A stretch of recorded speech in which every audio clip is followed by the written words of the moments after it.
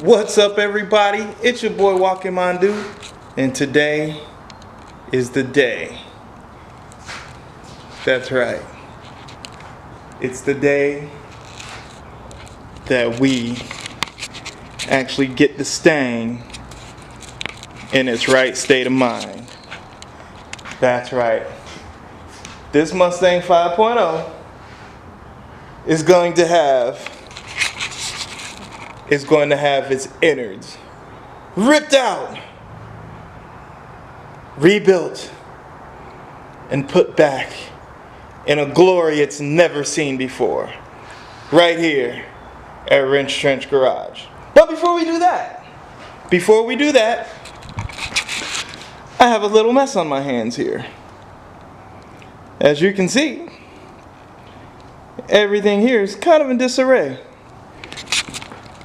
And I brought all the backup that I could find.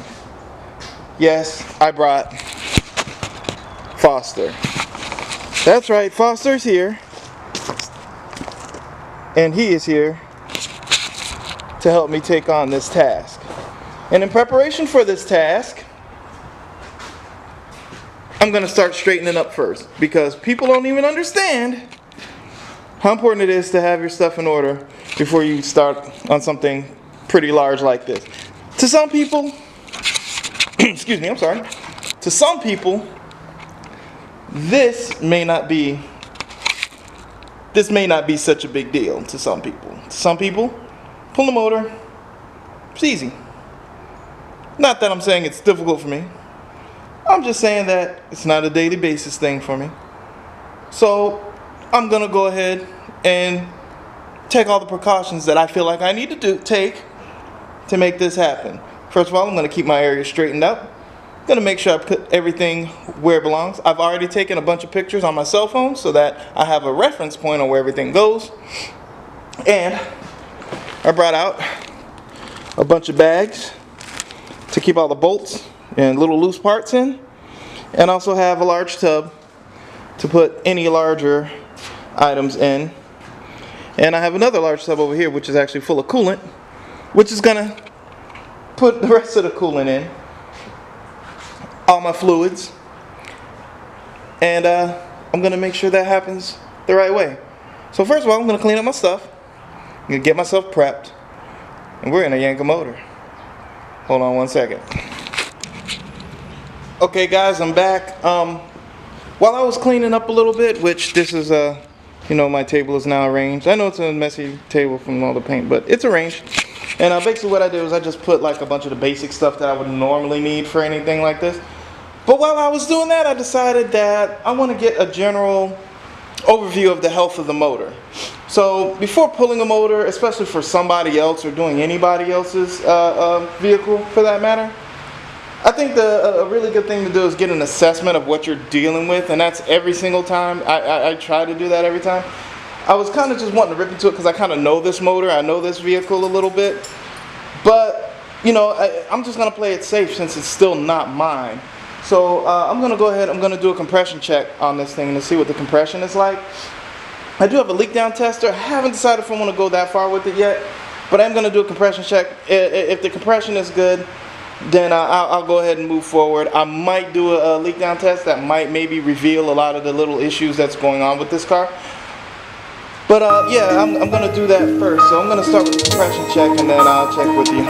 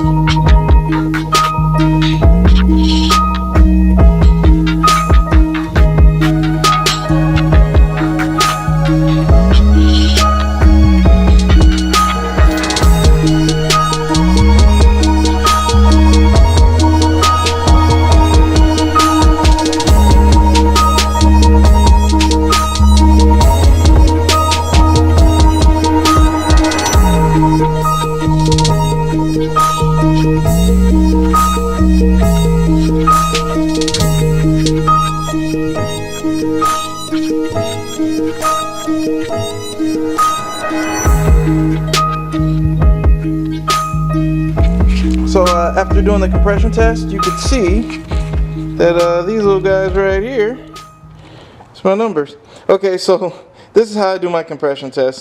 Some people do it different, I don't know.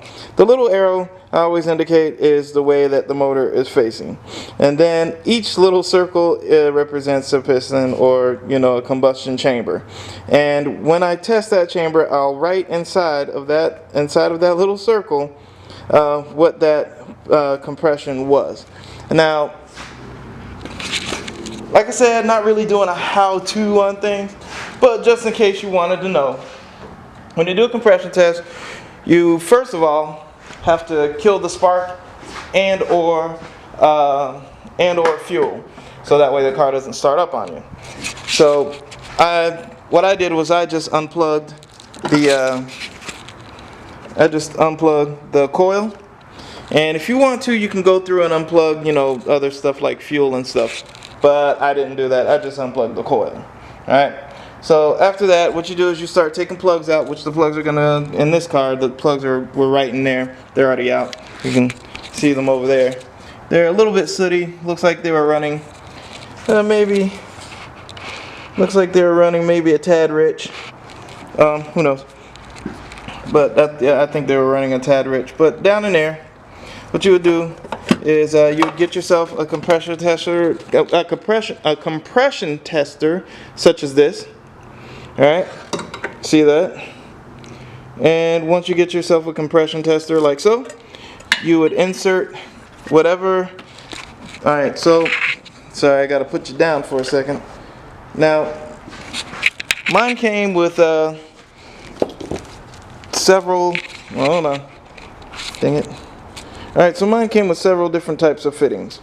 I got these fittings here. All right, those fittings. And then the fitting that I'm using is this one for this vehicle. And this particular vehicle uses on here it says M14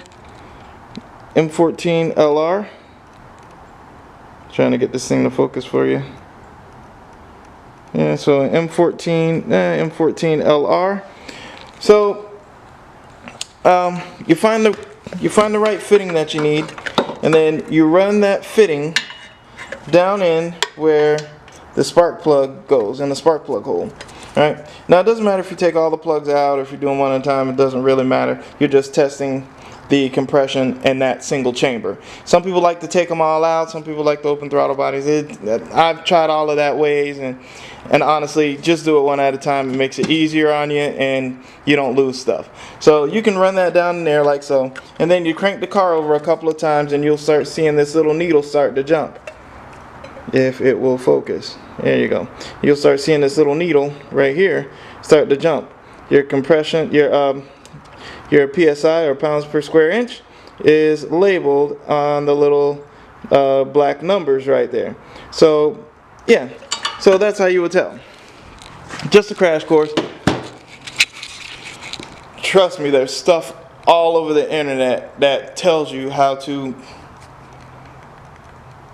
do a compression test. So there you go. But anyway, I'm a visual guy, so I like to write them all out, and the little arrow tells me that that's the front of the motor. But everything looks pretty good so far. The lowest compression that I've had is 125 psi. So 125 here, 125 here, 125 here, 125 here. That's pretty much same across the board. The highest I had was a 133, which was over here, and between that I had a 127, I had a 130, and I had a 132. But they're pretty much all within range. They're within, like, you know, less than 10 psi of one another. So that's actually pretty good. Maybe this motor was built, and it could have some wearing in that it still needs to be done, and he doesn't drive it every single day. So there's a bunch of things that could be going on. But honestly, I think that's fine. The motor appears to be relatively healthy to me. So I mean, it's just going ahead and pulling this bad boy and finding all the little leaks and stuff. I probably could tear into it now and find the leaks, but this transmission is definitely bad. It grinds in every single gear. it's been leaking. So to me, I think it's the safest thing to go ahead and pull the motor and the trans. The motor just doesn't have to be torn down as far as I thought, which is good. But it will be easier for me to do all the gaskets. It will be easier for me to do all the measurements that I need to make. It will be easier to do whatever type of power adder kit he's about to do.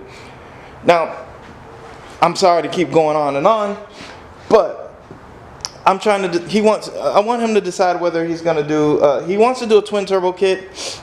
I'm not all for it, but I don't know. If he wants it, we'll make it. I'll make it happen. But I am trying to encourage him to go with the supercharger kit, and I think that'll be a lot nicer. I think it'll be a lot more user friendly on the road. They're a lot easier to tune, and they tend to last a lot longer than turbos. If you ask me, I think superchargers are just way more reliable than turbos are. That's just me. And especially for this vehicle, I think a supercharger fits Mustang better than turbos do. It's just me. Hey, I could be wrong, but that's just how I feel about it. So I'm gonna go ahead and keep digging around in here, and I don't know how much time I have because we'll see. So I'm gonna keep going. See you in a bit.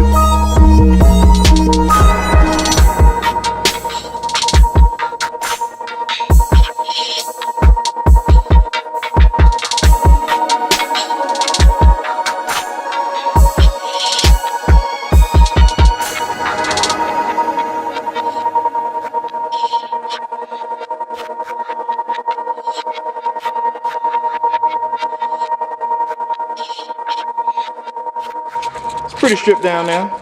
Radiator's out over here.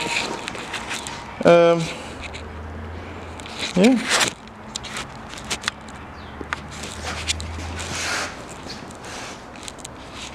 So radiator's out. You can see how badly clogged this thing is. Got leaves and crap all in it. Radiator. You know, I really would suggest him getting a more substantial radiator. The air intake, the upper intake manifold is out. See it here. And basically, I started labeling stuff. I got most of the wiring labeled.